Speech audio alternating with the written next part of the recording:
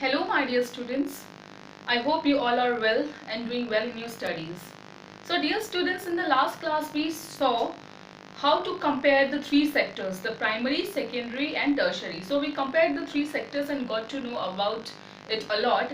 And now in today's class we are going to see what is unemployment, what is under unemployment, and what do we mean by disguised unemployment, and how to create more employment. Okay, so there's a graph given in your book. Okay, there are three graphs given in your book. So out of those three I will talk about last two graphs. Okay, in one graph it is told that if you see the graph related to GDP, it is told that GDP is more contributed by tertiary sector as compared to primary sector and secondary sector. Means more contribution to GDP has been given by tertiary sector.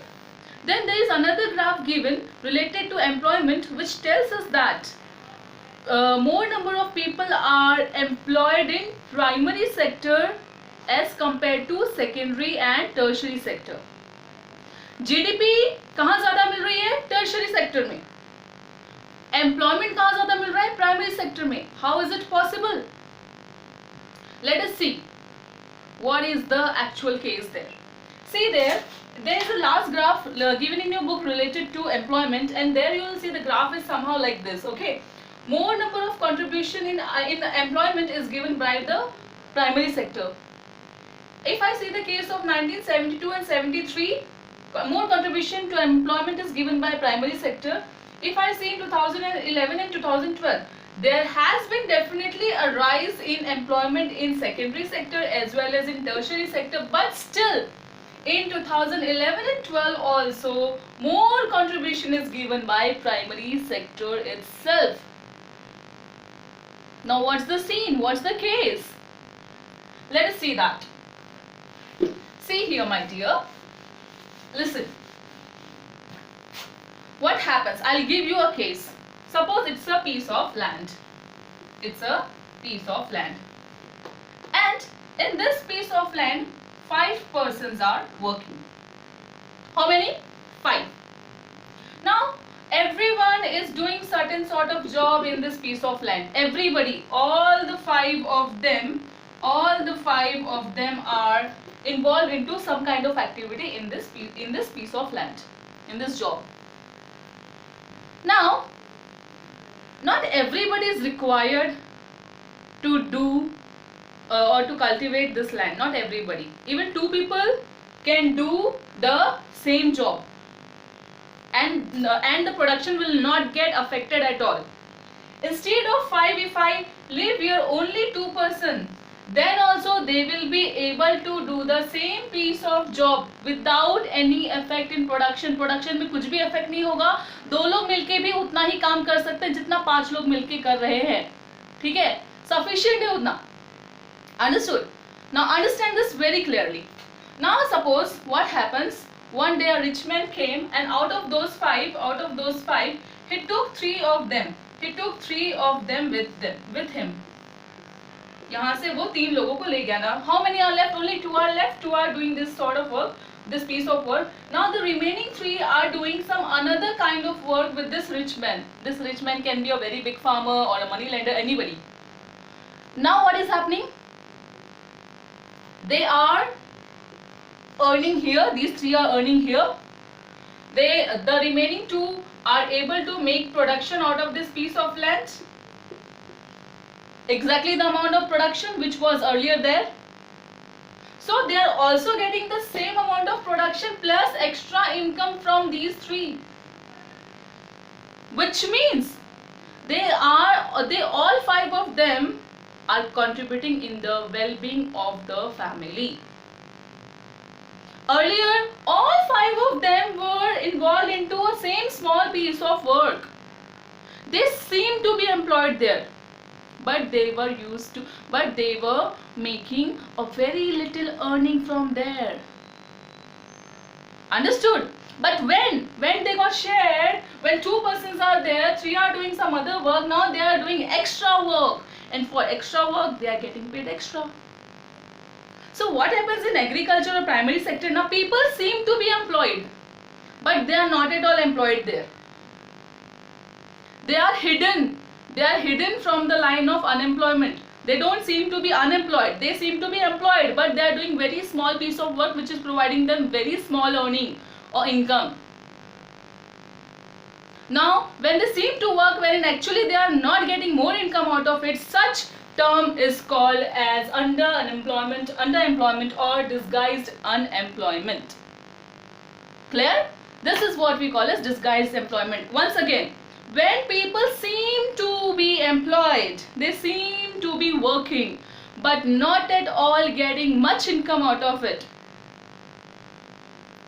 They are doing the same task, the small piece of work, because they don't have any other work to do.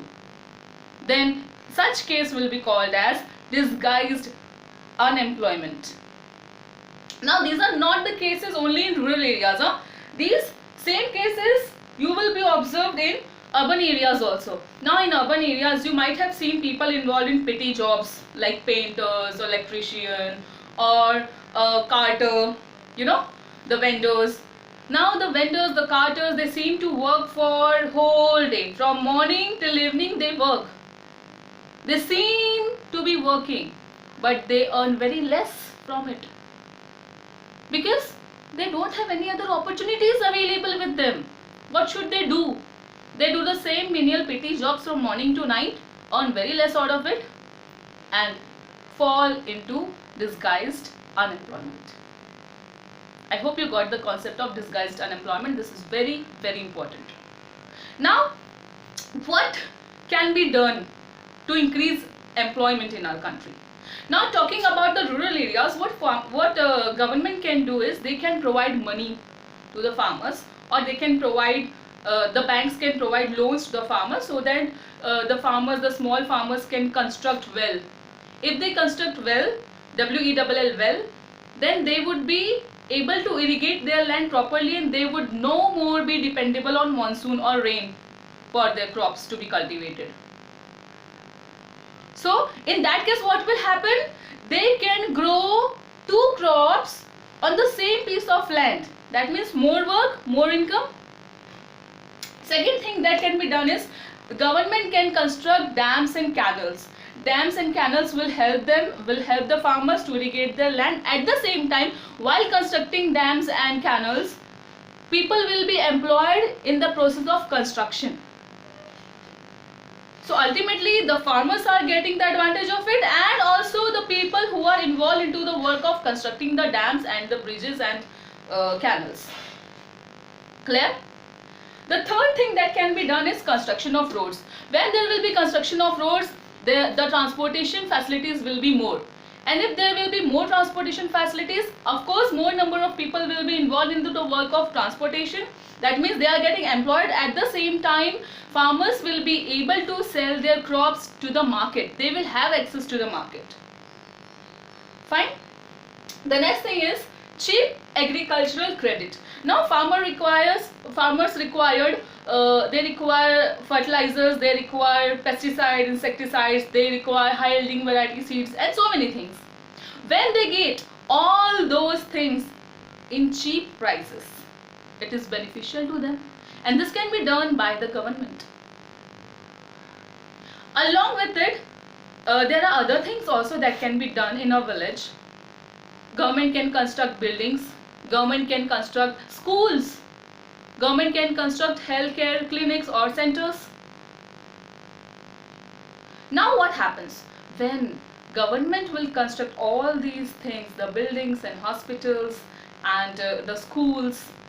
Then ultimately people will be employed in construction work.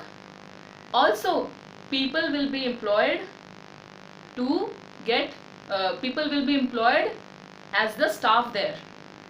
Like in hospital, doctors are needed, compounders are needed, cleaning workers are needed. In schools also peons are needed, principal, teachers, other accounting staffs, and so many things are there. So do you see, from constructing these 2-3 things, they can create a lot of employment. But these things also require a long vision and proper planning. So in the short term, what the government has done, let me tell you that. Government has basically made a law implementing right to work. and that law is called as NREGA, National Rural Employment Guarantee Act. According to this law, what the government is going to do is, if you are willing to work and if you are in need of work, then government will provide you 100 days labor. And in case if government fails to do so, then it will be providing you unemployment allowances, so that government can free you from the burden of unemployment. So my dear students, I hope this all concepts are clear to you.